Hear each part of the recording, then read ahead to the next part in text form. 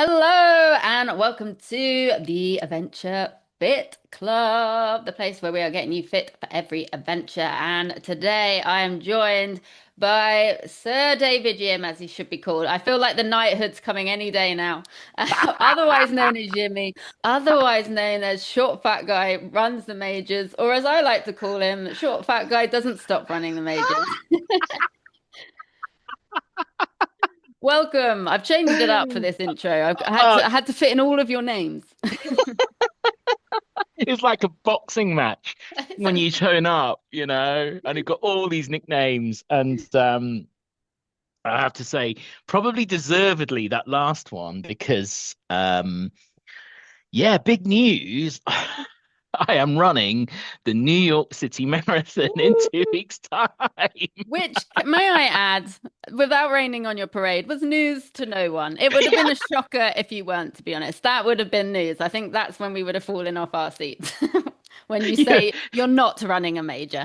you know what Ross said, worst kept secret ever. Yeah, I have to agree. Oh God. I mean, what a roller coaster it's been. We've had Sydney in August, Berlin 3 weeks later, Chicago only last weekend, 3 weeks after Berlin, and then Exactly. 3 weeks later it's the mighty New York. And who would have thought when we did our original episode, Meg, that I'd be saying I'm running this for the third time? We didn't think it because you did not have a good day that day. It was the least favorite major, and now here it is, crawling to the top. Do you know what? I think this is why it's really important to do these episodes and Yeah. keep updating them. Because the first year I hated it. Last year I went back for the redemption run, absolutely loved it. And the biggest thing, the main thing that made the biggest difference was just knowing how to approach the race. Yeah. So hopefully I can describe a little bit about what was the difference between 2022 and 2024 and what turned it from a race that I really, really hated to a race that I absolutely love. I'm excited to go back to. Absolutely. I would say this is something I talk about a lot with my clients. I believe New York's the most tactical of the Yeah. majors for sure. And if you're smart with your tactics, it can literally completely and utterly flip your experience Yeah. around for New York. You can have the best day. And that starts from even before you even step onto the start line. Yeah. It starts from your prep for the race. It starts from the bag drop, all of the logistics and thinking about that. And keen to share all of that. But I guess before we do and jump into the episode, because I Yeah. know we're really keen to do that, I've got to say a little bit about something about this weekend just gone Yes. because Heavy hearts this oh, weekend. heavy hearts. And my heart goes out to every single athlete, all the spectators, the organizers, all the tour company reps, everyone involved in the Cape Town Marathon, Yeah. which of course the Sandlam Cape Town Marathon cancelled 90 minutes before the start of the race. Now, that is absolutely gutting, and I feel for everybody. And it reminded me a little bit of, when we ran Tokyo, Yeah. when you ran Tokyo and I ran Tokyo, and on the rules, it does say, they have up until 5 a.m. to cancel the race on race Yeah, I day. remember reading that the Oh, year because the year you did it, I was almost applied to for the same year. I literally waited till midnight and I decided not because it was rules like that during the yeah. COVID time that really I was like, oh, that is a big risk. But you But just hope and think it won't happen to you. absolutely. But this one, I mean, the Tokyo one stays anyway because of the earthquake risk. Exactly. Right now, Cape Town has, and it's notorious for this southeast wind called the Cape Doctor. Yeah. And for anyone listening to this who was in Cape Town, I mean, this wind is no joke. It can pick up at any time, and people are blown sideways. I've been in Cape Town, as you know, I've got family there, Meg, and I've been there when the southeast is blowing. And, the South Africans, the Cape Townians call it pumping. It's got a real pump on. Yeah. And there's a reason why the kite surfers at Bloberg Strand can really get some airtime. And it's because of this wind. And it is no joke. So, I think that the organizers put safety first of all the spectators and all the athletes and all the volunteers, and it would have been a really, really tough decision for them to cancel that race. Oh, they do not make that lightly. Like I know when you read it come out and they've got to put, those short official uh Yeah. info out, you just say, oh, it's a bit of wind. It's really, really not in this case, and they would not have taken that decision lightly, especially on a year like this when this was their second stage of Mm, qualifying. I'm just mm. absolutely gutted for all involved because this And was not a light decision and there'll be a lot of repercussions from it.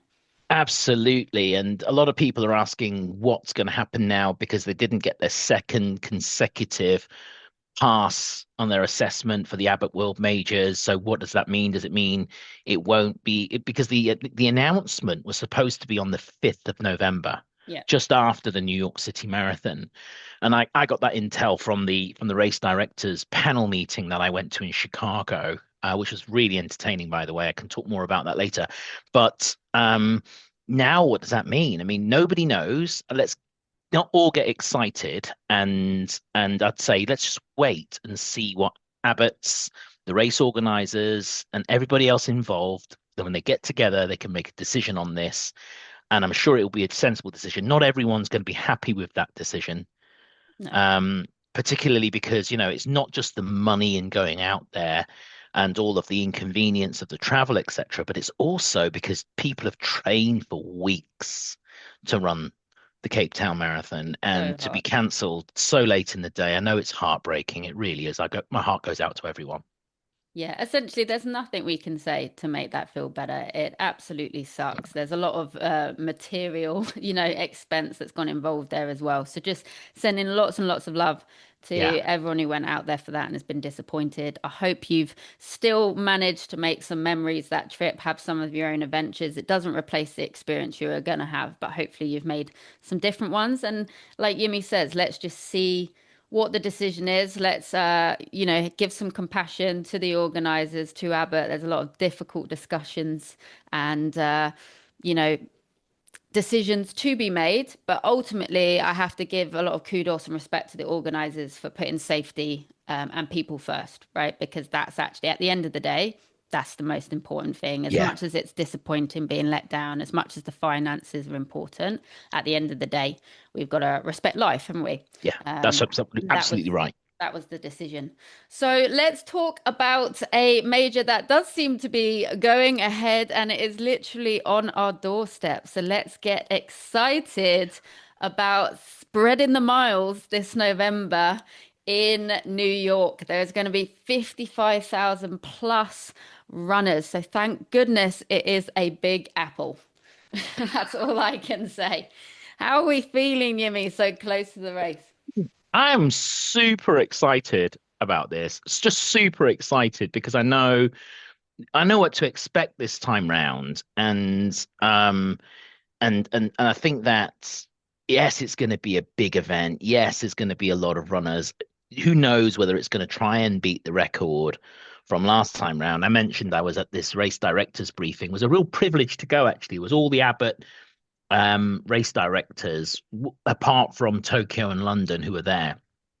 And I did meet Ted Metellus, who's the race director for the New York City Marathon. And what a nice guy. I got a selfie with him, but he didn't answer my question, which was to the whole panel. I think the race director of Chicago answered it, and he said something sensible. But my question was, have these major marathons? I'm all about inclusivity, as you know, you and I, Meg, both big advocates for inclusivity. Massively. But have the majors now become too big that they now impact on runner experience? And we saw the congestion ourselves in London. We saw the Yeah. congestion in Berlin again this year. Chicago had another 3,000 runners. You can really feel it on the course. So is New York going to really push the boundaries with more than 55,000 runners to reclaim the crown that London took from them earlier this year in April? So we shall have to see. We will, we will. And like I said to you, I was like, I'm not surprised they avoided that question with a barge pole.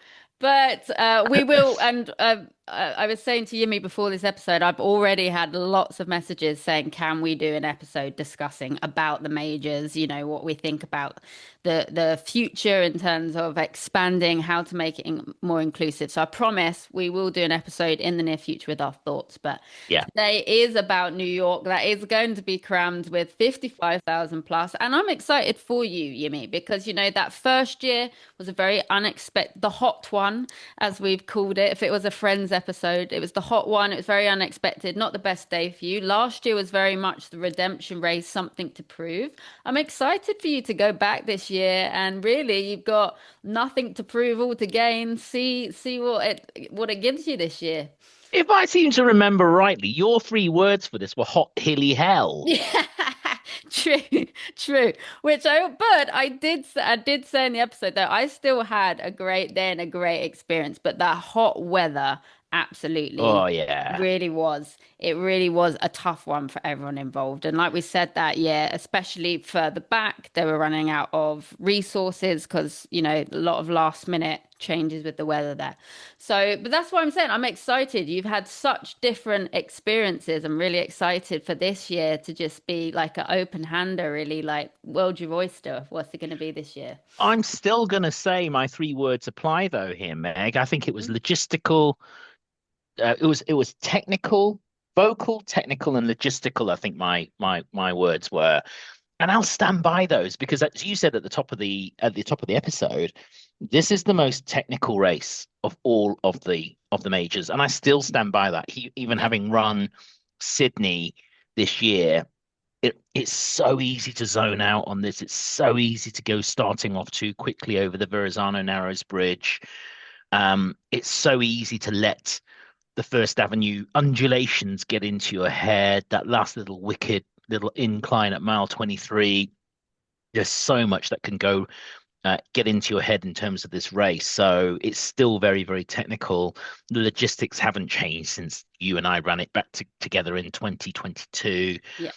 Same as it was last year. But now I know how to handle these things. So, Exactly, and we've got plenty of good advice. My three new words for this race are, because if we take the hot year aside, would be patriotic.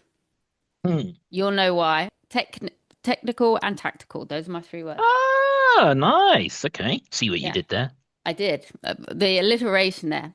But the hills are involved with that, and again with the technical, with the tactical. So that's what I'm putting in there. But those are my three new words for that: patriotic, technical, tactical. Love it. Is what we are going with. And should we start, as we like to start, with the Expo? Oh, I mean, the Expo is the Expo, right? It is massive, and You, it's one of my favorite expos in terms of merchandise. that is an I mean, absolute surprise to me. Chicago tops it in terms of friendliness. Yeah. I was there again last weekend. It was amazing, all in one big room, really, with an ante room, super efficient. New York it's just massive. It's in two big halls in the Jacob K. Javits Conference Center, which is so big. It's on 11th Avenue, Midtown, 36th Street. But actually, if you walk anywhere from Midtown west to You 11th hit Avenue, you're going to hit it. this thing. Yeah, you can't miss it. You cannot miss it because it's huge. And you know what? It's open Thursday, the 30th of October this year, 10 till 7:30. On the Friday, it's open 10 till 7:30.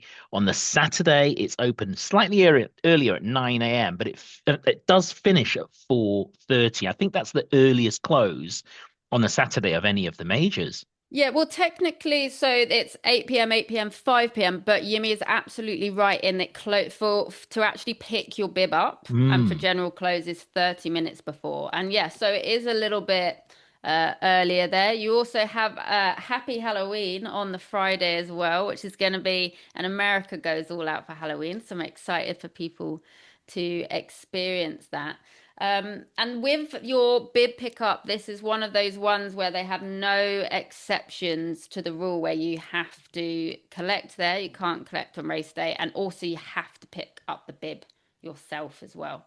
That's Some exactly right. Yeah. some of the majors a little bit more lenient in that you might be able to have a representative. This one you cannot. So you need to make sure you've got your photo ID. That can be your ID card, passport, or driver's license. And then you need your confirmation form, which will be emailed to you. So Yeah. that. Is that And New York is again, there are more of the majors, more marathons are bringing this in where you pre-book your slot for this in advance. So you should have done this way in advance. You pre-book what day you are going to come and get you yeah. pre-book a slot essentially. Yeah, that's right. Yeah, I think London is the only one of the majors where you can pick up your somebody else's bib on their behalf. All the other six majors, out of the seven, you have to go and collect your own. You're absolutely right. The one thing that they have improved on is that they do, I think it was last year as well, you can download your QR code into your Apple Wallet. Okay, So great. all of the majors, I think, have done that now. So it's really, really good. Um, and yeah, you just take along your photo ID, and it's a really, really simple exercise. You do have to. Well, I would say, Meg, nobody has ever checked. I mean, last year they didn't check my time, and I think New York were the first ones to introduce the time slot thing. I saw that Sydney had the same as well, but nobody ever enforced the time, and they didn't in Berlin this year either. Or Chicago, I will say that. So Chicago Hmm. this year, you also were booking your day to do it, and I had someone check in with me and ask me about that. I was like, it's a new thing this year, so I was like, how strict they're going to be, I don't know. They did report back to me, nobody looked, and it Nobody was fine. checked. They went on the other day. However, they did go on the Thursday, which is obviously going to be the quieter of it. Yeah. I think when we've been before, we've been a bit earlier in it. But it's one of those things. I wouldn't personally try and take the risk. And also, the reason they do that is to try and break up some of the crowd and some of the footfall a little bit. So, where we can stick to that as much as possible helps that. But Yeah. how strict they're going to be on that, I don't know. I haven't personally been checked. No, I don't. I think it's to manage the crowds and also make sure they've got enough volunteers. But I have to say, I mean, last year I queued out outside and there was a snake queue outside and I waited for about 15 minutes. I saw a whole load of people I knew and I caught up with them and did selfies and stuff outside, which was great. Once we got inside, you do have to go to an allocated desk. Yeah, So you look at your bib number. There's an allocated desk, so you have to go to the pre-allocated desk, and yeah, you just show your ID. You get your bib, you get your packet, and almost right next door, you go down to the next set of desks. You go and get your event shirt, you do. You do indeed. which is which is always a long sleeve job. Yeah, which is very interesting for our hot year, but usually it's obviously meant to be a little bit colder. I mean, I do appreciate it in a way because it's a bit more novel in the majors. The others are all short sleeve. And Come I from guess, Boston. oh, Boston, do they have a long Yeah, sleeve? Boston's long sleeve as well. Yeah. Okay, well there we go. So, and I guess for a lot of us, certainly in the UK based, we are going into winter. So yeah, who knows? Maybe in the future they'll give one of two options. We don't know, but it usually is a long sleeve. And so when you're doing your pickup, you get your race number, which is on your bib. You've got your safety pins. The timing chip for this is on the back, and then you get your race shirt, as Jimmy said, any other race materials, and of course, if you have pre-booked a bag drop, you'll also get your pre-check bag with the sticker. And we'll be talking a little bit more about that bag drop in a bit. But what I will have to say, I have to agree with Yimi here. Personally, I do think it's some of the best merchandise in the Abbott world, the major marathon world. I do think it's fantastic. New Balance is the sponsor here. You know what? You've got me. Actually, Meg, I am too embarrassed to actually say publicly how much money I spent on merch at the New York City Marathon in 2022. Even though I know I bought you a jacket, You did. right? But Go but listen to still, that big episode to see Mr. Sneaky over here. It's such a lovely surprise. I think first time I've been speechless with you. first time you've ever been quiet. Yeah, ever in my whole life. Came out yelling. Um, and last year when I went again, they did it again. And it is just so good. I love all the New Balance stuff. they don't just have one t-shirt. They've got this. This is my favorite t-shirt I'm wearing at the moment. I am wearing my 2024 blue t-shirt with the orange writing, and it's such nice quality. And even after a year of wearing it a lot, it's still looking good. They had a gray version of this one. They had it in three different colors. They've got three different colored jackets. I mean, really? They have like an a race jacket, a finisher's jacket, and they've got something else. Last year's jacket was this light grey color with the orange. And oh my God, it was You so see how I they didn't get him. I know, they just reeled me in. But the best thing, and a big shout out to my newfound friend, Gareth Potzig, who I met in the immigration queue coming into New York, actually. How sweet. And I met his whole family, and there was such a nice family Oh, I from love the UK and we got chatting, and I ended up giving him the race briefing in the that. I'm sure you in, did. in an hour's wait that we had in the immigration queue, and he gave me, I think, the best bit of merch ever. And if you're on YouTube, you'll see this, but if you're not, if you're only I listening to this love that. on Spotify, you won't see it. But the gloves are amazing. Epic. Five fingers for five boroughs. Five digits, five boroughs are Genius. all on there. Here's the Genius. logo. Give that person a raise. And it's even got this little finger thing and a thumb thing so you can use your phone. How good is Look at that? that. They thought of it all. They I thought of know it it's all. amazing. That is the merch to get, I think, if you are going to go and buy any merch. But of course, I am going to end up going there and I'm going to end up spending another stupid amount of money. But the fun thing is, they do ask you at the cash register whether it's your first one, and if it is your first one, remember what happens? You get Ding, ding, ding, ding, ding, ding, ding. Ring the yes. bell. And Chicago have started doing that as well this year. You. I love it. Yeah. Everyone's just gonna have bells ringing in their ears for the rest of time. But You start yeah, the race with tinnitus. if you want to exactly, if you want to find Yimmy, you will find him in the merch. We just call it market research at this point. Oh, absolutely. Absolutely. I wish it was tax deductible. Yeah, exactly. For the good of the people. That's what we tell the wife anyway. I'm taking one for the team. I'm taking one for the team. Absolutely. Absolutely. But But there's And if you ton, get there before Yimmy, it is usually very well stocked, I yeah, would say. Plenty of it. But also you can also get official merchandise at the New York City Marathon Pavilion from November the 3rd, which is at 7 a.m. to 6 p.m. And also at the New York Runners Run Center, yeah, which is like also called the New Balance Run Hub from November 4th to the 5th at 8 a.m. to 5 p.m. So that's yeah. nice that you've also got if you don't want to, you get caught up in the marathon excitement, you're worried about buying everything, there will be some opportunities after the race as well.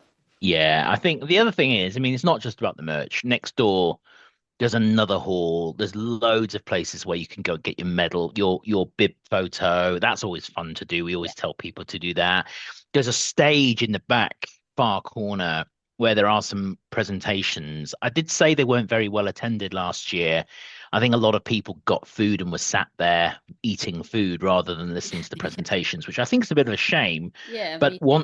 once again, lots of stands there with lots of different merch. You can buy loads of like socks. You can buy. This is how bad this is, Meg. I went to a sock stand in Chicago. And you were like Monday, Tuesday, Wednesday, Thursday. No, and the guy there went, "You again. I saw you in Berlin and you were in Sydney." And I was like, "Oh my God, but all these stands turn up, all these merchants turn up, lots of stands. I think Fleet Feet are there again with lots of different brand Yeah, shoes. Morton gels, Morton's will be important. there, Gatorade will be there. So, and I can't believe this year, and we're going to talk about the course in a minute, but again, another major that has switched to Morton's, Yeah, they're just taking over the taking world. over. Which good news for you, as that is your brand of choice. Yeah, I mean, And they do seem to sit well with a lot of people. So, as we always say, nothing new on race day. So, definitely make sure that if you're planning to use those in the race, whether Gatorade, Morton, that you are trying those things beforehand. They usually have a lovely few pairs of recovery boots to stick your feet in there as well. Yumi's usually straight into those. We had some fun with those last time. What I would advise as well, this is my top tip, is I struggle to find a bathroom once I was through into the expo. So unless you want to go all the way around and queue again, I advise you make sure you do a toilet trip before you get into that queue and go into the expo itself. Otherwise, you end up in a situation that I did where I was running past the security guard trying to get back in. And you don't need to do any extra miles before race day. So definitely try and make sure you use the toilet facilities before you go in. Hopefully they've improved on that. We will see. But yeah, fantastic expo experience. What I would say as well, while you're in that part of New York town, it's relatively near the lovely outside walkway, the raised walkway there out in New York. I absolutely loved that. If it's nice weather, I really, really do recommend that you go Yeah. and give that a look. It's You, beautiful views, lovely bits of like sculptures, artwork there. So give that a little look if you want to catch some fresh air, enjoy some sightseeing in New York. I would do the walkway, which is nearby. and it takes you all the way to Hudson Yards, which has all been regenerated, and it looks really, really cool. I still haven't made it there. Maybe I'll make it there this year. Yeah, no, I've Good been tip. and it is really, really cool. They've done Yeah. awesome stuff. So that is something as a little sightseeing tip I would give a go.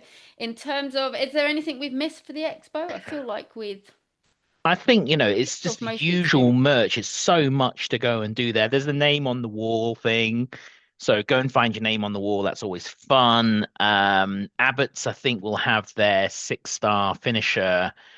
And again, it's only in the last year, in the last 12 months. So if you've got your 6-star in the last 12 months, your name will be on the wall. If you got it way before then, it won't be on there because they just haven't got the space these Yeah. days. But as they did in Chicago, they have the 6-star hopefuls as well, which I think is a really nice touch. So Yeah, I think that's really sweet. anyone who's actually getting their 6-star in New York will have their name on on the hopefuls. I think that's great. Especially so, because if people are sort of six and done, they never see their name on the wall. Yeah, So actually, if exactly. you're a hopeful and you're there and that is your sixth race, then it's really nice to have that photo and get excited. So I Exactly. agree. I think it's a great touch.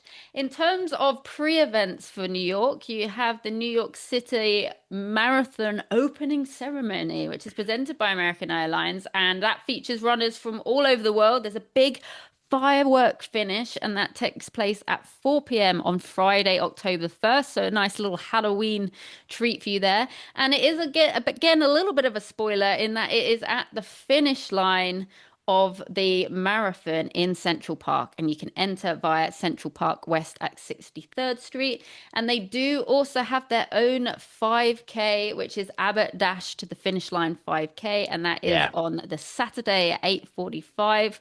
And again, that's something you definitely need to have signed up for in advance, and your race bib can be picked up from October 16th to October 29th from the New Balance Run Hub. Anything after that, so from October 30th to the 1st, then it will need to be collected at the Expo. So that's an Yeah. important one to know. But Yeah. if you're a New Yorker, you can pick that up a little bit early. And very, very popular. And again, we talked about this with Berlin. Spoiler alerts, because you do race through Midtown Manhattan and finish at the same finish line as the marathon. Yeah. Although I think I can't remember whether they actually ran through the actual finish line because I remember it was shut off when we first went out. Then I did my own shakeout because it was sold out so quickly, Meg. I Yeah. mean, these events now just get sold, the tickets just go so quickly. I can't actually remember whether you run through the finish I line for the think you 5K. do. I Do think you you? do this year because I was reading it and I was just like, because we had similar. At the end of the day, if you're just doing the 5 km, that's awesome. Wicked experience. Get to do a Midtown run, finish at the big finish line. If you're running the marathon, still great, but it does give you a little spoiler alert before the next day. We Mm, said this about Berlin with the Brandenburg mm. Gate. It's one of those things where I like to save the big excitement to the big day. But still, Yeah. if you've got one of those lucky few tickets, then exciting times, exciting times. Talking of lucky few tickets, there's also the Night of Champions as well. All the Yes. tickets have sold out, but that's on October the 30th. That's on the Thursday. And there's a big Night of the Champions and it's big event that's tickets only. I mean, that looks like a swanky do as It well. does. Well, I was looking, those tickets are a pretty penny. Not cheap. It's a big fundraiser, effectively. You can get sponsor packages for $5,000. I mean, like, Mhm. woo, it's not, I'm sure it's good. Market Um, research. I had to do it. I had to report back for the podcast next year. that that 5 grand would be a Tokyo tour company full I know package. exactly. Yeesh, no, not doing that. But you know Spoiler what? alert for his fourth major marathon spin. All you have to do is you just get on social media, whether it's Adidas, whether it's well, I've just determined now it's Adidas. Adidas. Adidas, right? Not Adidas, it's Adidas, right? Okay. German, right? Mhm. And then I think Tracksmith, various others have got all sorts of, I mean, Sports Tours International do their shakeout runs for all the hotels Yeah. as well. You would not be short of a shakeout run to do if you don't have that official Abbott 5K dash to do, and you can get tickets for it. Yeah. So there's plenty. All you need to do is just type in Shakeout Run NYC into social media, and you'll find you'll be spoilt for choice. Absolutely. Or another tip is if you're part of one of the sort of major marathon groups on Facebook, usually you can type in there and just say, hey, anyone know of any shakeout runs? And people are very, very helpful with that. I did that for Tokyo. I ended up doing even my own shakeout run, which had really nice turn out for that. So that's just something you can do as well. Anywhere on social media, have a little type in and people help you Yeah. out. In terms of the bag pre-check for the New York Marathon. Now, this one, we have a lot of thoughts about this one, don't we? And bear in Oh, mind, again, these are our experiences, these are our opinions, but it's not personally something that I would do again for I multiple. won't do it again either. And my advice to anyone on this is, look, what do you actually need in your bag, right? You want something warm to wear. Well, you're going to get something warm at the end of this, right? Which we'll talk about in a minute. You want something to eat. Well, you get a packet of those pretzel things. You get a snack bar, you get water, you get Gatorade. By The the New way, York apple. they give you this New York apple, right? And it's this beautiful red apple. Although I did see um that Berlin They Marathon. did. They They did. did. They I had was like, this apple. oh. That was so funny. I saw that and I I thought, was just like, wow. I know another major marathon that's going to have something to say about that. I posted exactly that saying, I know another marathon that does this. And I had a medal photo with an apple. But they do give you an apple. It's really, really nice. It's that fresh, crisp thing that you need. I would say in the bag, there are also these pretzels.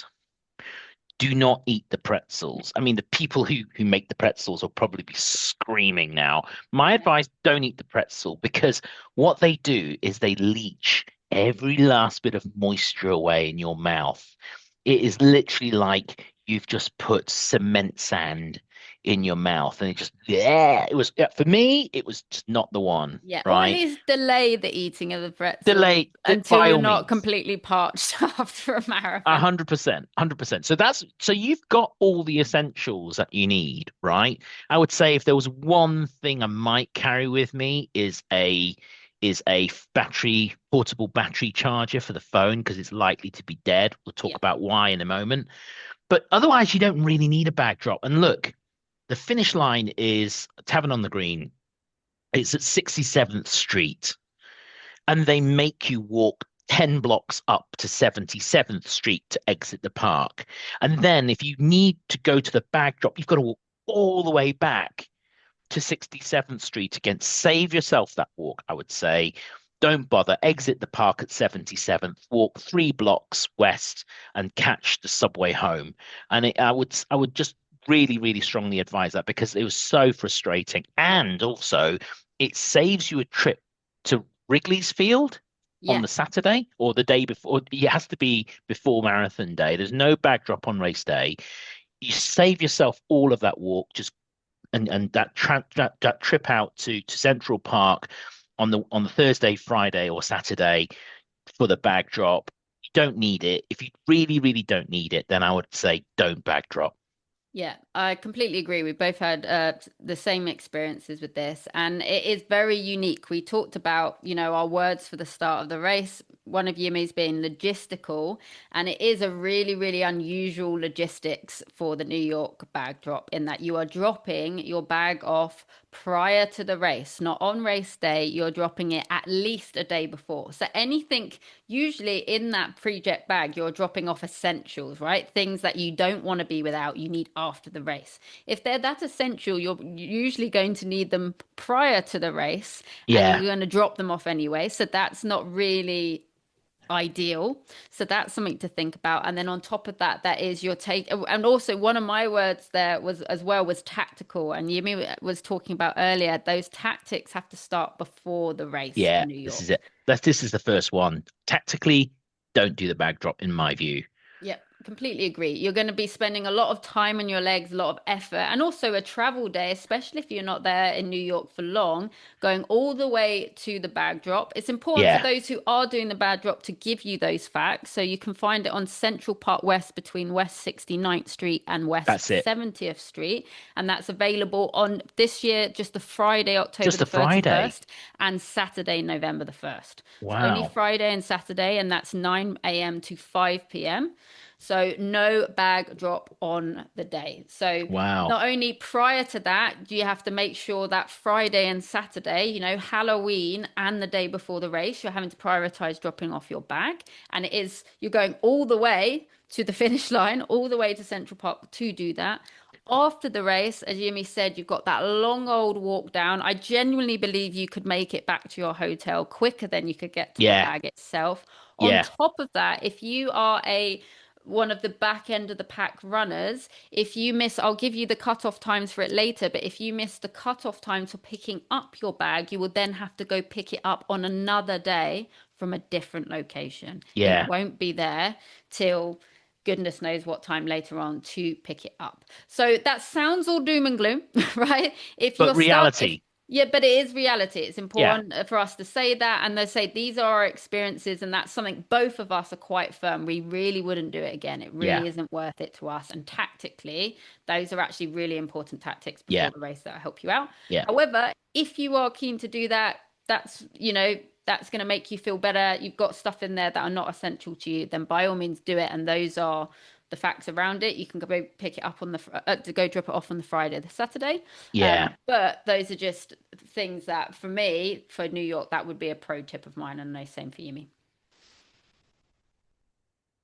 yep, 100%. I think next thing we should talk about in terms of logistics and tactics is how you get to the start line. Yes, another big, big one here. So, there are two ways of getting there.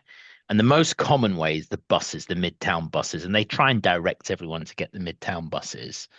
Do you want to talk about how often the buses go? Because it's a hell of an experience. We talked about it in the original episode, Meg, where stupidly early start, it's still dark, and we're all walking around and in around Midtown to that New York Public Library, and we all rock up there, thousands of runners all queuing up for the Midtown buses. That's one way to go. What You time are know the you're buses up going? early when it's the only people out are people coming back from their night out or Or marathon runners? runners.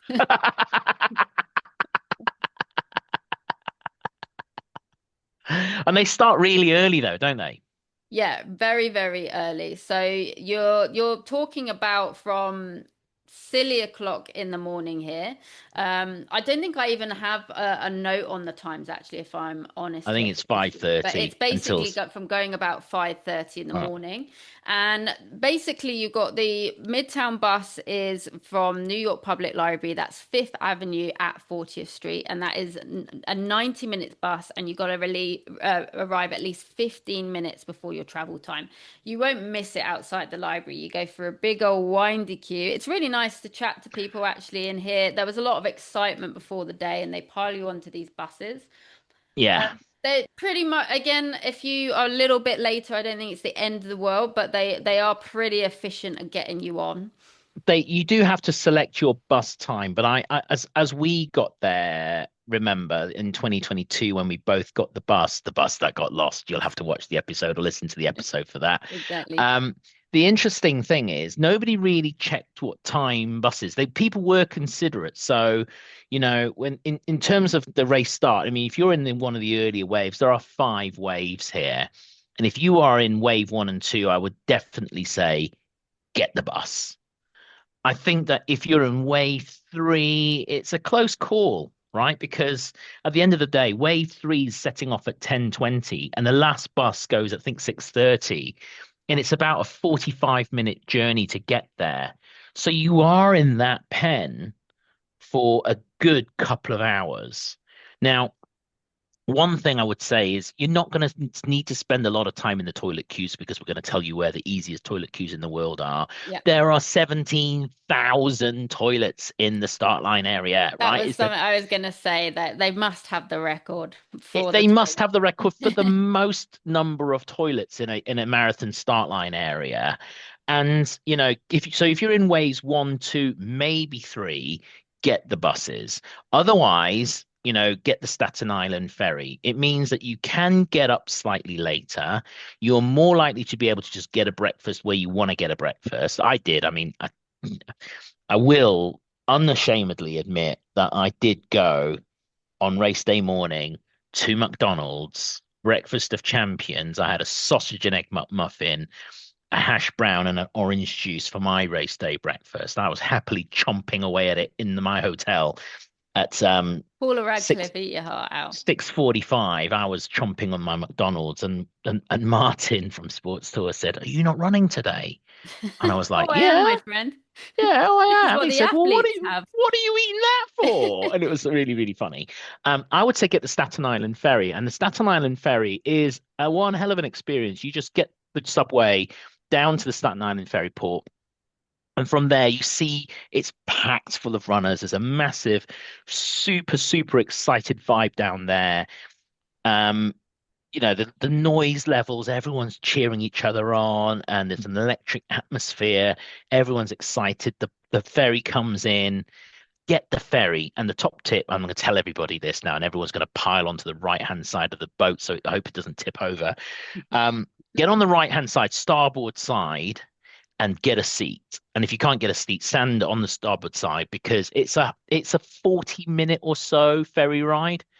You get the fresh air on a bright, crisp day like it was last year. It's just you get all that fresh air, and you get the best view of the Statue of Liberty as you just sail right past it. And it is Iconic. so iconic, right? So, 10:20 start with the wave 3. I would get there earlier. If you're in wave 4 or 5, I'm in wave 5 again this year. I am getting the Staten Island ferry. And to be honest, I'd say the year we did it, we did the bus. I absolutely would be choosing the ferry moving forward. I just think, in terms of the atmosphere, the experience, I think you get that better experience. It's iconic, the excitement of going and seeing the Statue of Liberty. I think it's, from feedback I've heard and from what I've seen as well, it's a lot more of a relaxed experience as well. It gives you a little bit more time. And really, like, you've got about 90 minutes give or take it takes for the Staten Island ferry option. It takes 90 minutes for the bus option, but on top of that, making sure you arrive earlier and being in those queues. And then there's also the New Jersey bus option that starts from MetLife Stadium, the parking lot K, Yeah. and that's about 60 minutes, and again arriving about 15 minutes before. So obviously the New Jersey bus option is going to be more of an option if you're coming from that direction. I would No good definitely if you're not advise. staying in New Jersey, though. Yeah.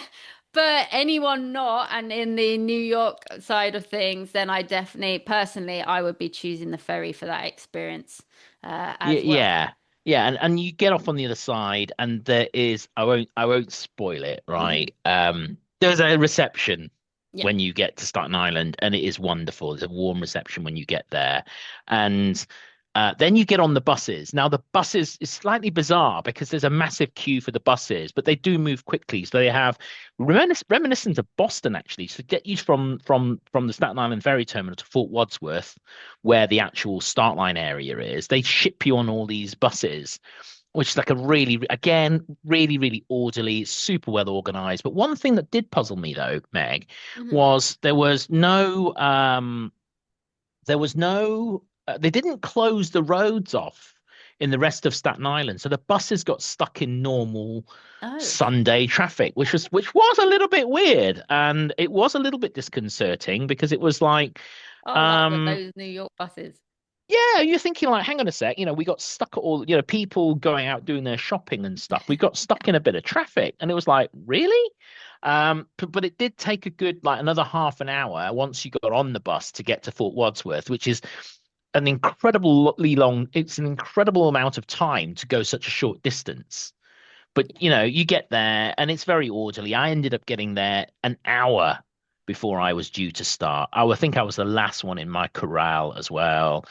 I had the opportunity to visit one of the numerous portaloos, one of the 17,000 Well, and 1700, I was going to say. I sorry, don't sorry, think 1700, sorry, not 17,000, 1700 17,000 toilets. would be Wow. incredible. It Like would you be wouldn't be able one to for every move the runner. toilets. Yeah, they would absolutely have the Guinness World Record for that as well, I'm sure. But you know what? They do it so well because they line up all the toilets around the perimeter Hmm. so that you don't get all of that massive people. 1,700 toilets is a lot, and I still went to the charity area. So each color start, so you've got blue, orange, and pink, and each colored start has their own sets of toilets as well, and their own little start line gathering area.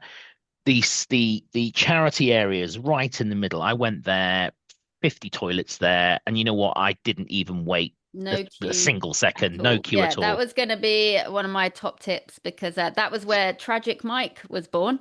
So another top tip of ours, unless it's that unusually hot weather, but even to be fair, on our hot one, it was still breezy that morning. We'd advise you to wrap up warm, like we say for most races, have disposable throw out clothes. In this instance, Yimmy was wearing those old, painter, like what would you call them, overalls Overalls. that you throw away. He did try to do a classic Magic Mike rip number, didn't quite work out. It Oh, ended up a little bit more Tragic Mike, didn't he? We gave the people what they wanted though. But so that would be two top tips there. Of one, that charity area that we were allowed into. The one positive as well, I'd say about New York, the fact that those start lines are so staggered, these starting corrals, it does get progressively a lot quieter as you go on. More of the yeah. facilities, and as I say, there's 1,700 toilets, not quite Toilets, yeah. 17,000 yet, Sorry. but 1,700 is still an amazing amount. So less queues anyway, but as people start filing out for those starts, you're going to find that start area quieter and quieter. But the charity area, we were allowed near that was no queues at all. We No. also just set pitch up, didn't we? We put some Yeah. stuff on the floor, sat down, chilled out. Usually Dunkin' Donuts are there with their infamous woolly hats, and then also with some donuts and bites and stuff there. I wouldn't rely on that because the supplies are limited. But what my other top tip there would be, especially if you're in that final wave, if you're later on, it's a long time wait before you're starting. So not only is it important that morning to think about breakfast, because especially if you're getting the buses and you're up at five something in the morning, you really want to be thinking about breakfast. So when Yeah. you as part, again, we talked about tactics, right? Tactics start before the race. Tactically, make sure you find out one is wherever you're staying, putting on a breakfast spread for marathon runners. If they're not, check out some places to eat food. I know Dunkin' Donuts was an option and that's open at all times. But also think about your second breakfast, because if you're in that later wave and you're not starting till almost midday, that is a long time before you've probably had breakfast and get some food and energy in. Which is why I said get the Staten Island ferry, because like I had a decent breakfast and I didn't need my second breakfast and I didn't consequently didn't feel too heavy. In fact, the first year I ran it, I took a big pasta You in did. It and was the almost had biggest pasta pot lunch, I've ever seen. Yeah, it was like a really big pasta, and I probably overthought it, to be honest. But do take a snack. You're right. You get your beanie if you go into the Dunkin' Donuts, but you got to carry the beanie all the way around with you. Of course, there's no bag drop. Yeah. There is a small bag they give you so you can put food in to carry it to the start line area, which is quite nice. So you are limited in terms of what you can check in. You do walk through airport style security to get in. They do use the wand on you just to check, it's just like being at the airport really when you go into that start line area. And before you know it, you get into the corrals and you can see the different waves. At the end of the day, like I said, there are 5 waves. There's 3 colors. Within each wave, there are 6 corrals lettered A to F. And it's very, very orderly. It's all very nicely done. I would say, just be aware of where you're putting your feet when you're in that start line corral area as you're walking to the start line, because you're there doing your stretches and stuff. And you can see the Verrazano Narrows Bridge, which is the start line, and you walk around to get there, and you are walking through some areas where there's heavy people traffic, and you can't really see where. I could see people. One guy rolled his ankle over a curb and stuff because he was rushing to get through into the front of the corral. So just be careful where you're putting your feet, particularly where there's lots of people and you can't see where you're going actually. So just be careful there.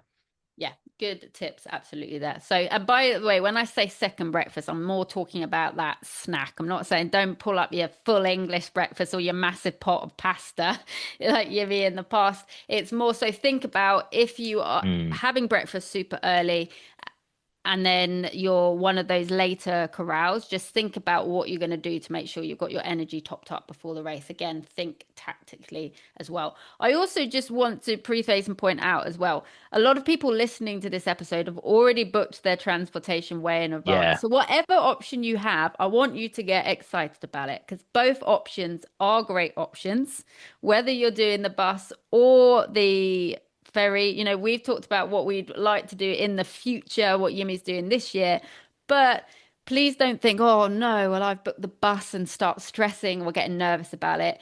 They use it every year. It's still a great option. And what I would say is make the most of the option that you have chosen. So if you've chosen the bus, get with the atmosphere, talk to people in that line, talk to people on your bus, because that's really what makes the experience as well, Yeah. getting to know people, hearing about that. So I thought that was important to add that, whatever you've chosen, make it your own experience and having Yeah. a bit of an adventure with it. Yeah.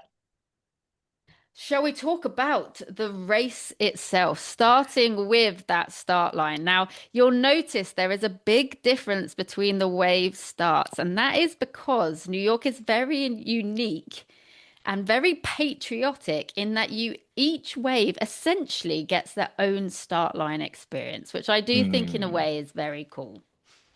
Um, yeah, but I think I mean, I'm one of those runners, Meg. Get me to the start line, get me over that start line quickly. I don't want to hang around, because the longer you wait, and a couple of things I would say. One is the longer you wait, the more time you've got to overthink things and psych yourself out. That's what happened to me in 22. Last year, I was there an hour before. I didn't have that time or that luxury of time to do that.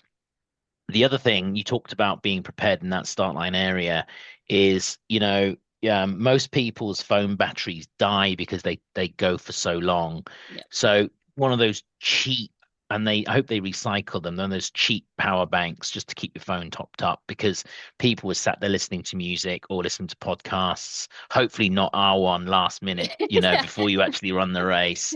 Or do, just fast forward to the actual course tips bit. They've just chowed down a Dunkin' Donut and hear us say nothing new on race day and stuff. Absolutely, absolutely. Yeah. But take a spare one of those light portable one single use batteries. I from an environmental perspective, it's not great. But somebody gave me one to use actually right at the end of the race last year, which is really, really nice. You'll find that other people will have power banks and stuff.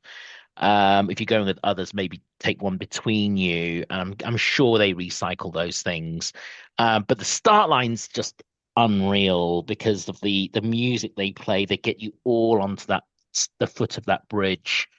Got There are three start cannons. lines. There's three start lines. There's three colors. There's orange, which is on the upper deck left hand side, which is where I've been the last couple of times, and I'm again this year.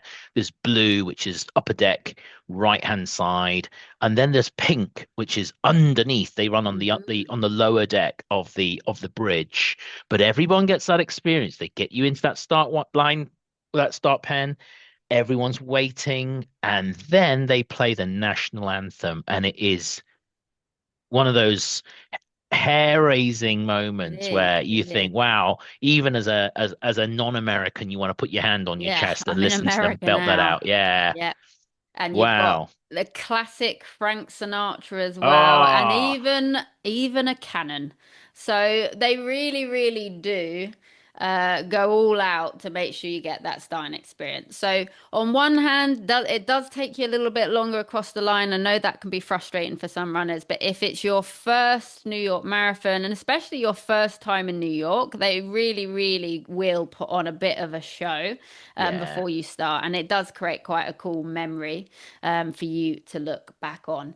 So, shall we talk about once that cannon goes off and the race itself? And it's So, important as well, probably just to give a little bit of background on the time limit for the race and the allowance. So, I'd say New York is extremely generous with the time limit. So the course remains open for a 16-minute mile pace from wave 5 start time. After that, the course may start closing down, but there's still helpers on hand to support via the sidewalks until 10 p.m., which I think is very, very generous. it's brilliant. They were the first ones to say, and if you want and actually, you know what? If you finish before 10 o'clock, you still get your official time, you still get all the medal and everything, and you still get your Abbott 6-star credit. Yep, you get it all.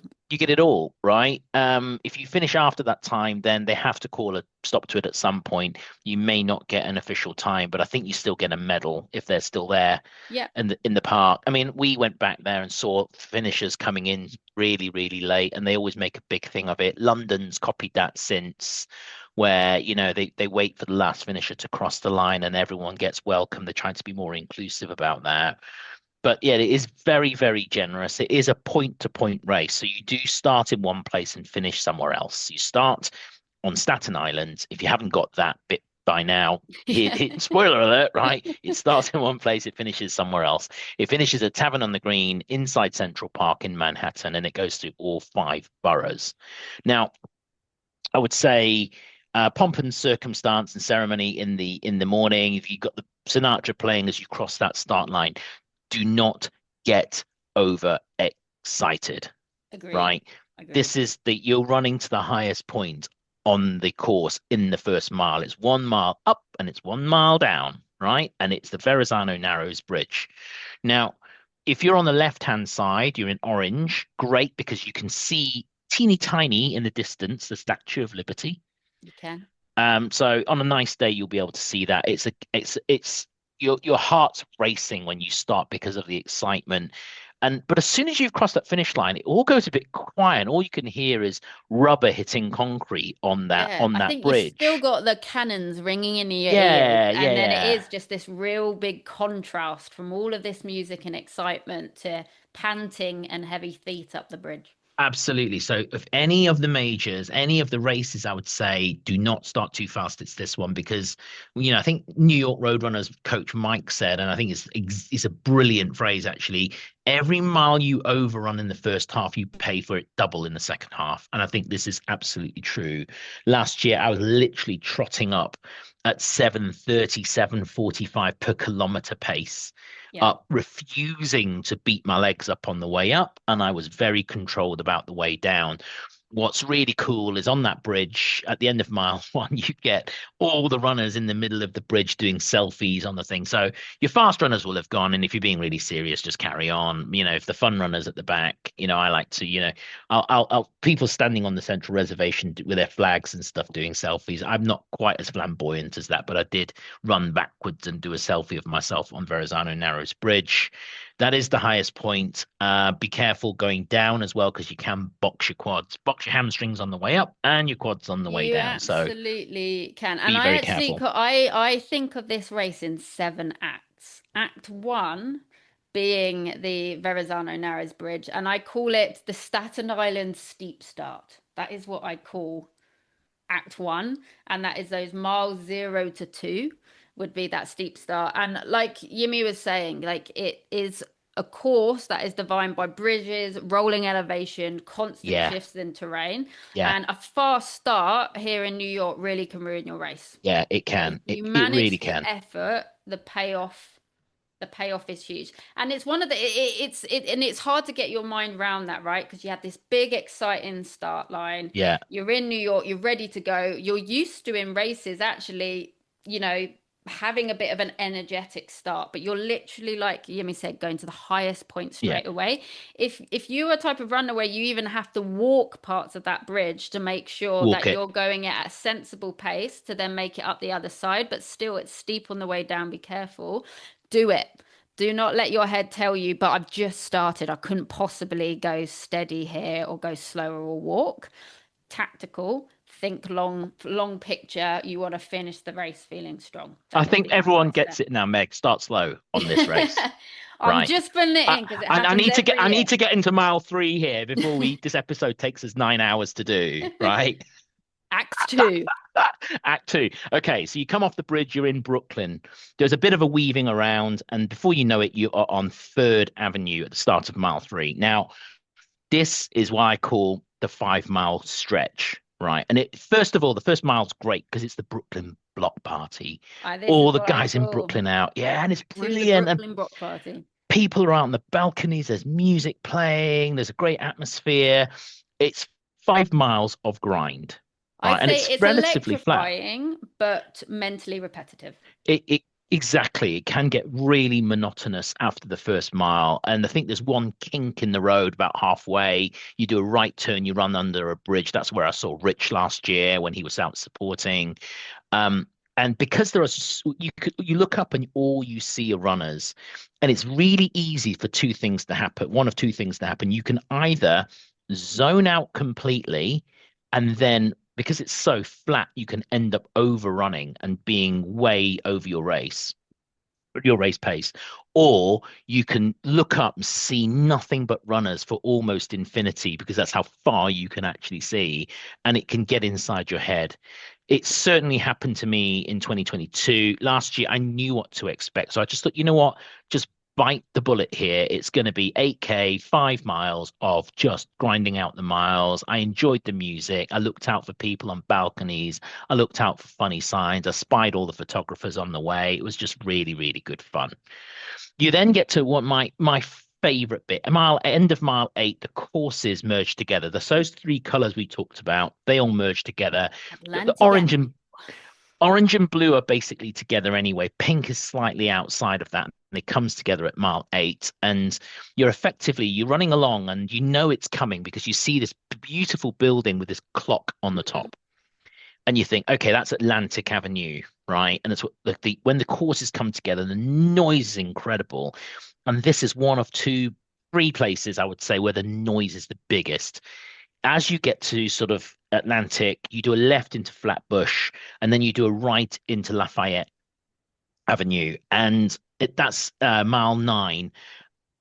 and the crowd is just unreal. You cannot actually hear yourself. If you're wearing headphones, I would say don't bother taking them, right? Because you Yeah. can't even hear your music through your noise canceling headphones. It is so loud.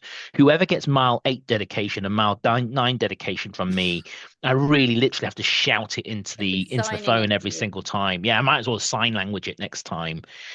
So that's the sort of like the top end of Brooklyn, and then you do a left-hand turn at the 15K mark, and the contrast slaps you in the face.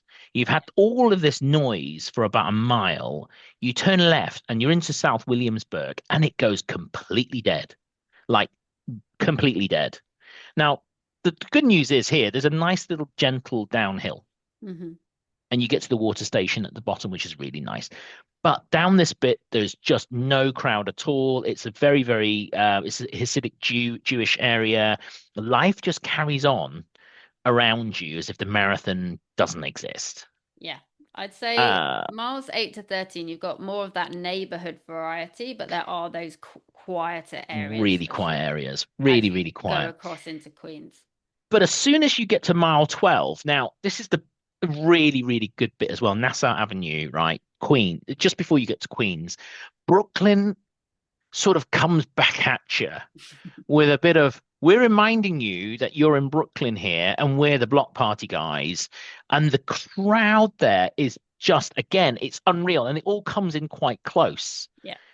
So actually, you get that nice send off from Brooklyn just to remind you you're in Brooklyn, we're very friendly, right? And then you sort of like get to the Pulaski Bridge, which is the second bridge, and it's not anything spectacular. It looks like a motorway off ramp.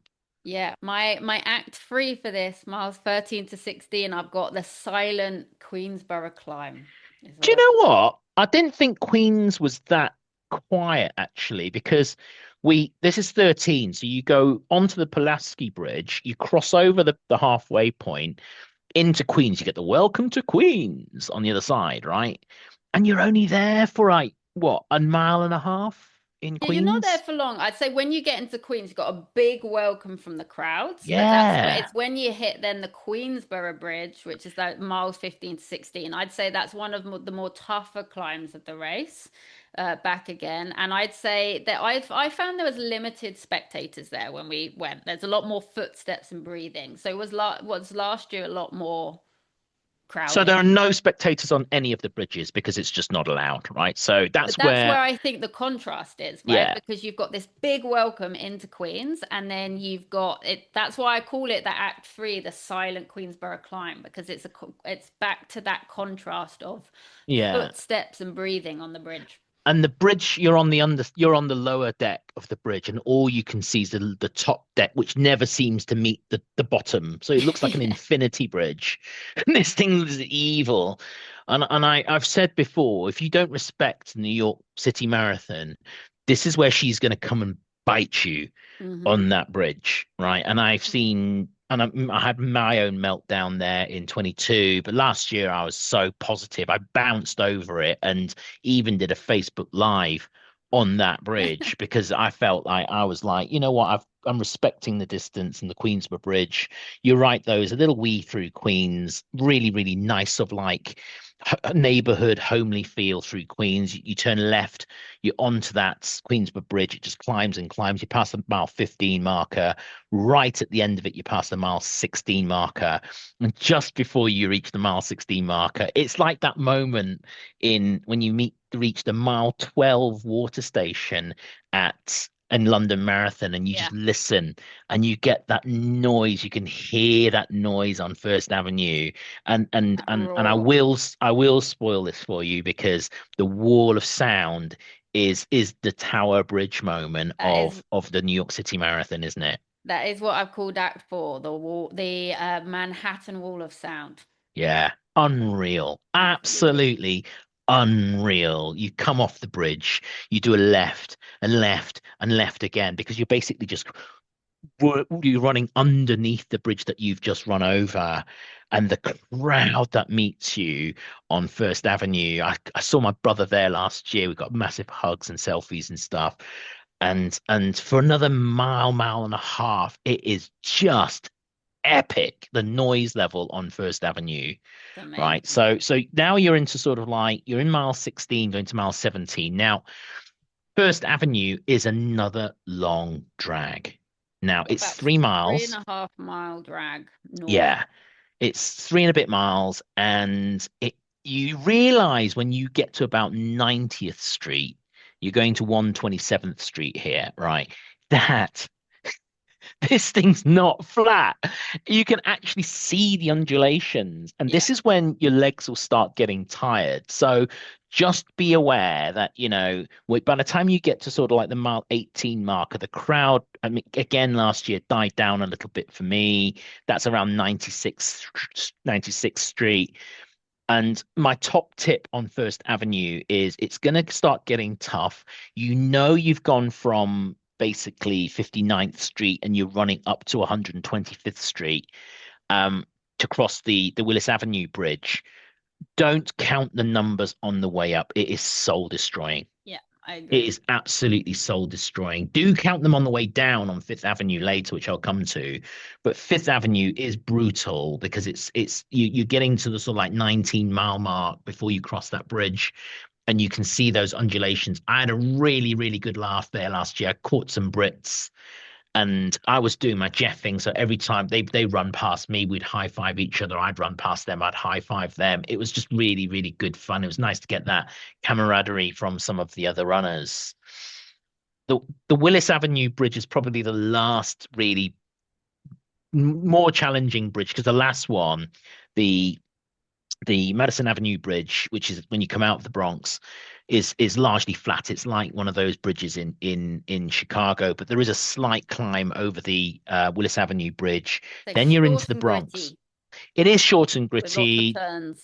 Do look to your right and let you see the river as you go over the bridge. It's a really nice view. You come down, and again, it's only like a mile and a half in the Bronx. I It's a call it the couple of Bronx turns. detour because you're really spending so much little Yeah. time there. Is so little time there. You literally kiss the Bronx, and then you're running over that. And look out on the right hand side as you cross the Madison Avenue Bridge. It's this last damn bridge. What a this Say nice goodbye. picture. Say Yeah, goodbye to it. and we'll talk. We can talk about this at the end. Some of the signs there in New York are the best, and they will keep you entertained. Then you are left onto Fifth Avenue. Now, my next top tip here is when you're running down Fifth Avenue, you are going from like 138th Street or something, 135th Street or something, and you're running all the way down to East 90th Street to enter the park. Now, that's a lot of blocks, but It you is. can count them down. Now, when you do look up, you see that Empire State Building in the far distance. Don't let that vex you. You're not running as far as that, but it No. looks so far away. And this is why this is pay me the big bucks for this, right? My Act 6 is called Empire State of Grind because that whole you can have that one for free, Yemi. This is the Oh my, Empire State of Grind because he's absolutely right. You've got that long gradual climb and you just see it taunting you yeah. in the distance. And to say you've got some of that noise back, some of the excitement, but it is a bit of a grind and it's a bit like that big bend moment where you're running towards it, but you're not actually going that far. But it's just taunting you in the background. It is taunting you in the background, and you basically run down Fifth Avenue. Now, if you're at the back of the pack, then the crowd in Harlem as you run through can quieten down a little bit. So don't feel too disconcerted about the fact that the crowd isn't there at that point because once you get past Marcus Garvey Park, which is like a detour, you kind Mhm. of like somebody put this Fifth Avenue there and somebody put this park in the middle. So you've got to run all the way around it. It's only a small park. It's like a one half a block, one block down and half a block back, and then you're back on Fifth Avenue again. All the way to Um, 86. all the way down. And you're thinking, wow, who put that park there? Yeah, it's just a And cool loop. and I would say that, once you get past Marcus Garvey, you're into mile 23. Now, mile 23 on Fifth Avenue is naughty It is. because there's a little incline and you're really, really going to feel it, right? So you're running down Fifth Avenue, do count the numbers down, but you know what? The crowd picks up. It is just absolutely electric. You passed East 90th Street, you turn right, you're going into the park for the first time. And this is what I call the false finish. Hmm. Because when you enter the park at mile 24, you've got 2 miles to go. And it feels like, oh, you're going to be there. And you know, when you start feeling, it's like that whole Brandenburg Gate thing, right? You It see is. the Brandenburg Gate, you think, oh, there's the finish. No, no, no. You got another 2 miles to go. Don't get excited yet, right? Right. I call this the Act 7 Grand Central Finale because it is a bit of a pantomime of like, she's behind you. No, she's not. Of like, it's the finish. No, it isn't. Ah! The false, I call it the false finish. And so, this is my last bit, which is you run through the park. It winds a little bit, it undulates a little bit, but you come out of 59th Street. And basically you run part that is basically Central Park Street. You run from Fifth Avenue all the way across to Columbus Circle. You turn right, and that's when you enter the park for the last time. And you then go searching for that mile 26 marker. My advice is don't, because it just feels like such a long way, but it's actually not. But the crowd along, 59th Street, 59th Street, you run from east to west 59th Street, and it is just electric. High five the crowd all the way down on the left-hand side as you get to Columbus. You then turn right into that park. And then it's that weird finish, right? Yeah. Because Do like a you little dip. yeah, there's a little dip, right? Because it goes up a little bit and then it dips down. So you can't see that finish line at first. And then you see it, and then there's a nice little gentle slope down to the finish line, Gantry, and it is just the best feeling. If there's one thing the New York City Marathon does really, really well, it's that finish line. The It is. grandstand's there, it's packed full of people, it's loads of noise all the way down, nice gentle downhill to that finish line. Get your arms up in the air. Photographers are on the other side of the gantry, seeing you with your arms coming through Chloe on the other knows where the side. photographers Oh are. yeah, of course. And it is like it considering it is quite a grand finish because of that dip, it's like it comes out of nowhere. So it Oh is a yeah. really exciting moment. Yeah, yeah, absolutely. And that's basically the course. So in summary, my 5 pinch points Hmm. that you should look out for. One, the bridges, particularly bridge number one, Verrazano Narrows, and Queensboro. That's pinch point number one. Pinch point number two is the 5 mile drag up through Brooklyn, which can get really monotonous, Yeah. as we've said. Pinch point number three is, I would say, First Avenue, where it can be just soul destroying running up there. Pinch point number four, I would say, is mile three coming down Fifth Avenue, because that little incline could just catch you off guard. So just be prepared for that. And pinch point number five is the false finish when you enter into the park and actually psychologically you're done. You've got 2 miles left to run. So that's it in a nutshell. Hopefully those 5 pinch points, just so people can manage it in their heads, is helpful.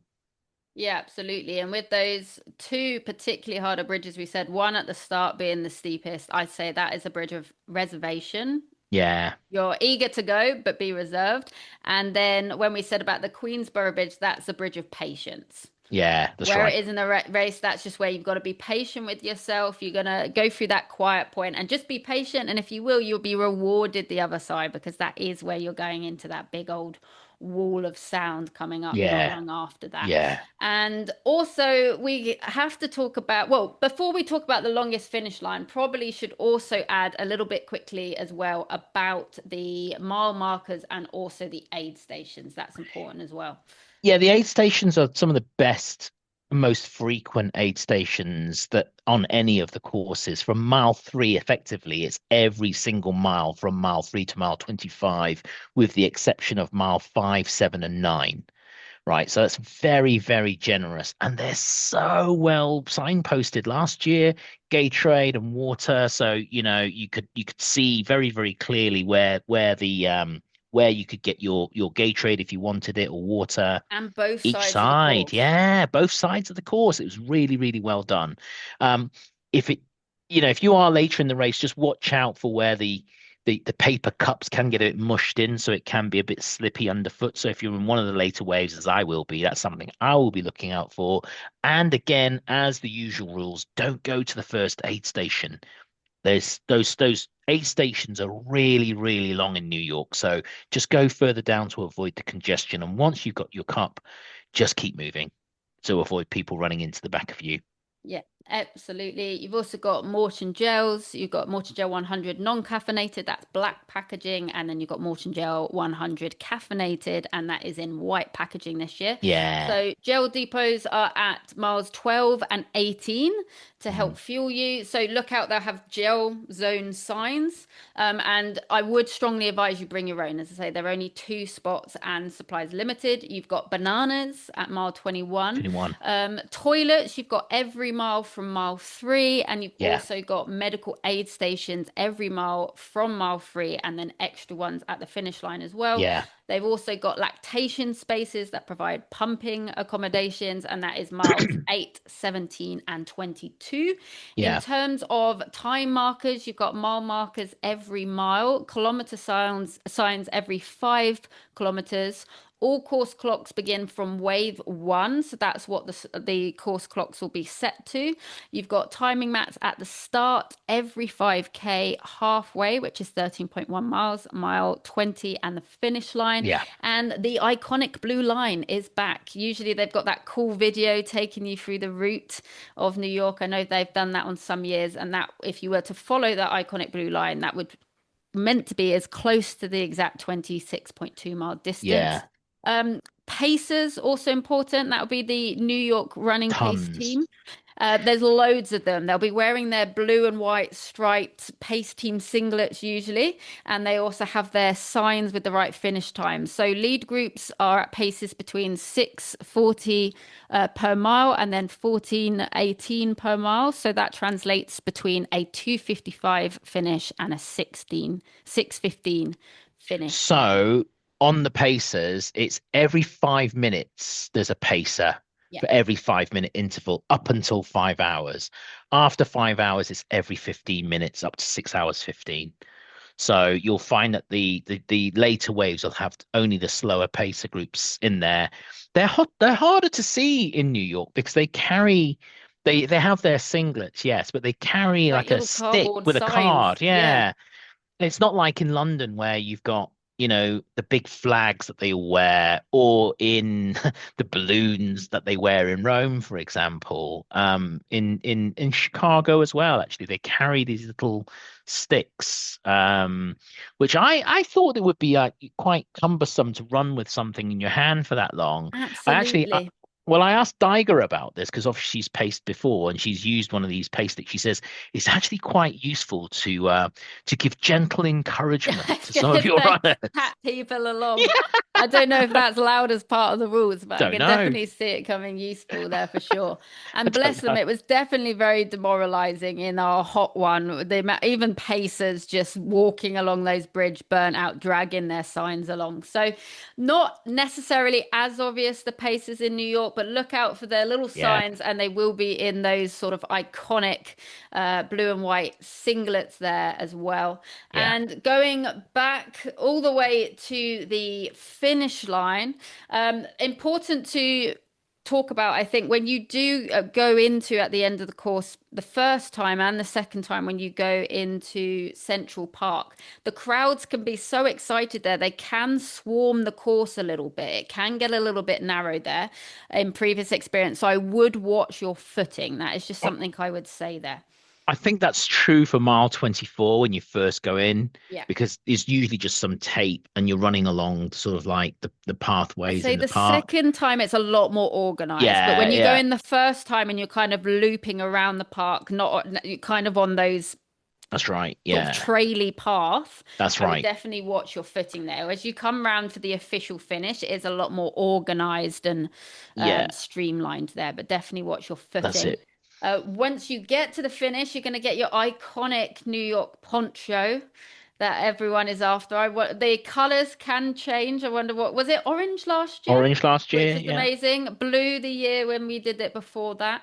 So we'll see what color the poncho is this year. You get your medal, and then you will also get your bag of pretzels. What you do with them is up to you, and your apple. But we have something to say about the finish as well, because something I think the finish line could almost be mile 27 for New York, in that you enter the park, you've already done a good amount of Central Park, and then to leave, you are going basically the other direction across the park. It can be quite a little bit of a trek to You get just out. walk straight up, but it's past the lake on the right hand side, but it is 10 blocks, as I mentioned at the start.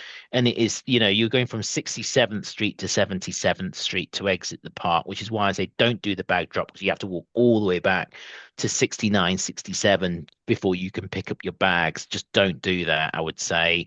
But it is the best feeling because everyone is doing that. The wizard's walk, as you Hmm. called it. They're all wearing the best poncho of any of the majors, actually. They put it on you. It's got a hood, it's got this Velcro, and it sticks on you. And if the volunteers actually come and help put them on you, so that you get it on you nicely. The year we did it, it was warm, so I really didn't feel like wearing it. But last year it did get a bit chilly as we finished, so it was very, very welcome. Orange last year and the year before. Will they go back to blue this year? Don't know. Let's see. We don't know. We don't know. We mentioned, I won't go too much detail because we mentioned it before. If you have done the pre-checked bag, then you can retrieve that back at the post-finish area that is on West 69th Street and West 70th. But that is only till 7 p.m. So if you're later than that, you won't be able to collect it until Monday, the November the 3rd, and that's from 10 a.m. to 8 p.m. Yeah. So that's New Balance Run. So that's something to think about. You've also got the family and friends reunion part that is in West 66, letters A to E. 55th FK, and then so on. Again, that's something I'd advise there. I would personally opt to meet your family somewhere else outside of that busy old area, because otherwise you are walking a ways down again. You've got to get to them, and then you've got to try and get out of that busy area. When we did it a few years back, they've also shut off obviously parts of the road to try and help finishers go across, and it can be a little bit chaotic there. So if Hmm. you can have your plan for your bag elsewhere, plan to meet your family that's not inside the more chaotic and busy finishing point, that would be a tip from me there. Just Yeah. make it, whatever you do, make a clear plan and try Good and get away advice. from the crowds. Because your phone will be dead as well. Like it's likely your phone will be dead as well. So make a Yeah. plan. Whether you meet on, you're going to come out at 77th Street, so maybe meet somebody on 77th and Broadway or something. You walk over, you can get the subway back into Midtown. Walking back down towards the backdrop did mean I ended up getting shuffled down towards Columbus, and I couldn't get onto the subway because of congestion. Last year was no problem at all when I just walked east. I picked up Broadway, I picked up the subway, and I was home, well, back at the hotel within about 20 minutes or so. Even with the wait to get into the station, it was just so much easier. Yeah, completely different experience. Yeah. When we did the bag drop, you're basically walking the entire way you went before, and then you've got to get all out of all of those congestion areas. So if you're open to suggestions there, that is a big, big tip. In terms of official race after party on Sunday, November 2nd from 7 p.m. to 11 p.m. at Terminal 5 at 6010 West 56th Street. $30 entry for runners, 35 for non-runners. That is the official race after party. They're also Mm. doing medal engraving as well available there. That can be a pre-purchased add-on.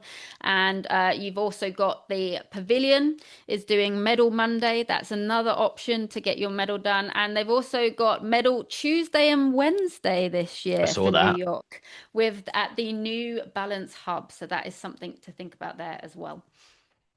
One last thing I would add is actually Medal Monday for New York is pretty iconic. We went to some awesome places. So, one thing I personally say would definitely book a time slot for the either the Rockefeller Center. That's cool because you've got then the Empire State Building in your view, or you can do the Empire State as well. Obviously, very, very busy, especially around race weekend. So I definitely book those in advance for your medal one day for some iconic photos. Also taking the subway to Brooklyn Bridge. That's something me and you did, Yemi, didn't we? No, With your no. stick.